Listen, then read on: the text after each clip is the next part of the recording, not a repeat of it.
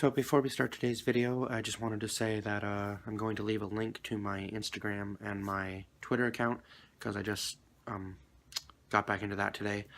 So I'm going to start using it as well. So go give me a follow on Instagram and go give me a follow on Twitter. Just send me a message to tell me that you're coming from my YouTube channel and I'll give you a follow back.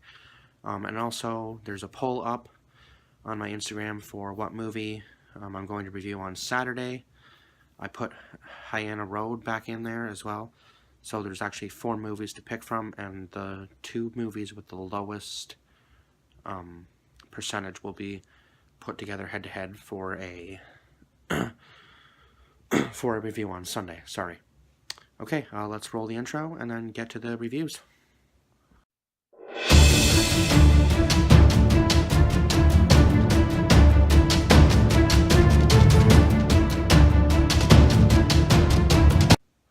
So, as promised, I'm going to be reviewing the new Alexandria CD here. And I'm going to give a little bit of a review on some of my favorite tracks. I'm definitely going to say that my favorite track was probably Vultures, actually. I know it's a bit of a lighter track on the later side. This was definitely, I would say, out of all their albums, and I've been following the band since I was about 16, and I think Danny Worsnop is actually around the same age as me, or maybe a year older, maybe a year younger. I'm not entirely sure. But Into the Fire was the first track I heard, because the video was released on YouTube, so I think everybody's heard that one. If you're a huge Alexandria fan, you definitely heard that one. It's a good song. I would say it's probably not even my number 2. Where Did It Go would be my number 2 song that I liked on the album. Because he kind of rips into the other lead singer. I didn't like the other lead singer. I think he kind of made the band more of like a Madonna of the metalcore world. And I love Danny's voice, so I'm glad that he's back in the band and that him and Ben and all the other guys have settled their dispute and ties and all that, because, yeah, it's just so much better having Danny back. And I know that he has vocal cord damage, so I know that it's like there's a lot less screaming in the newer albums, but it definitely sounds more like Asking Alexandria with Danny back. And I'll just, oh god. That's not good. Apparently the CD didn't click in all the way. Anyway, here is what the actual CD looks like here. Sorry, I'll just turn it a little bit. There we go. So that's the actual CD and the inside of the case here. It's their first ever self-titled album, which I actually thought was kind of interesting because I thought for sure with Danny coming back that he would have an interesting title for the album. But When the Lights Come On, I would have to say is my number 3, and then Into the Fire would be my number 4 song.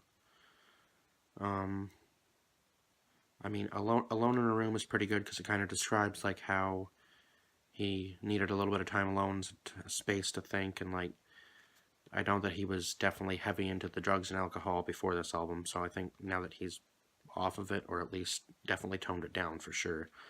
And then Room 138 was actually an alternate version of Into the Fire, which was kind of interesting. And then at the end of the song, it kind of goes into like this weird melodic music, and then he like rips into somebody or something. I'm not exactly sure, but it was pretty awesome. So definitely go give that track a listen if you can even find the full version on YouTube. I'm not sure if you could or not. And then I would say, I mean, the whole CD was good. The track that I would say threw me off the most definitely was Empire, because it was more of a rap song than anything else, and I know that and Asking Alexandria has never done that before in the past, so that was definitely a different song for sure. But I definitely do like the album. Asking Alexandria is my favorite band, so I'm never disappointed in their music. They've always done a good job, besides having the Black Album. The Black Album I didn't like, and I'm not, like, it was more like they kind of changed their whole image from like the whole rock and roll thing to like, I would say like more of a world peace kind of thing, and I didn't really like that. Like it just wasn't the Asking Alexandria image. So here are all the tracks on the CD here. And yeah, that's basically all I have to say for this CD. I would definitely give it a 5 out of 5. It was a good CD, very diverse, very different from their old ones. But I mean, as the band has progressed, each CD or album, whatever you want to call them, has definitely been a little bit different. I remember when the first album came out, they were only like 16 or 17 when they first started the band, so that was a long time ago. So I've been listening to this band since like 2007, 2008, and it was actually the first band of this kind of genre of music, like metalcore, deathcore, grindcore, all that kind of stuff, that I think I really discovered that I really liked. I mean, I listened to lots of other bands before that, like Cannibal Corpse and Dying Fetus and a whole bunch of other bands, Gojira. So yeah, but definitely this band has been my favorite since I've heard of them. So I will continue to keep listening to them. Glad that Danny's back, and that is my review. So also this morning I watched the movie Contagion, which I own. It was about a disease that outbroke in the world. I'm still not exactly sure what the disease was, but it was like a different, I'm not really sure. It came from animals. You find that out at the end of the movie, that the disease originally came from animals. And the carrier here was Gwyneth Paltrow's character, who ended up giving it to people overseas in Hong Kong. And then there's, when she gets back, she gives it to the stepson. And then this guy ends up finding a cure, Jude Law's character. And the other people in the corporate try to hide the fact that that's the cure, and they're trying to make their own cure. They end up actually doing it, but it just kind of, it's a very interesting movie. It definitely does show you that big corporate companies kind of like definitely control outbreaks. Like they won't let, because they're just trying to make the money off of it, right? Which is what Jude Law's character was trying to uncover, the fact that they just want to do it for themselves. They're not really doing it for the people. Even though there's clearly a cure, they just overlook it and overrule it. And they're going to try to find a way to take you down because you're one person, and they're big, huge corporate companies like the CDC and the Center for, I guess that is the Center for Disease Control, isn't it? There was another company in there that they talked about. Anyway, it was a very interesting movie because they had to find where the disease originated from. And they actually never find that out, I don't think. But, yeah, it was actually from a fruit, a banana, so a banana tree, and then a bat carries it, the rotten banana, or the infected banana, to the pigs. And then the pigs eat the banana, right? And then, of course, the pig is delivered to the restaurant that just happened where, or the restaurant where Gwyneth Paltrow's character was staying, and then she eats the pig and gives it to the rest of the people, and that's how it's contracted, or given out and contracted, sort of thing. So it was definitely an interesting movie. I'd say it was a thriller for sure, because it definitely shows you how chaos goes throughout cities when outbreaks like this happen, and people just panic and think that they're going to be the next person to die, and they lock themselves away. They don't go into the outside world to do anything. So, yeah, I would give this movie a 5 out of 5, actually.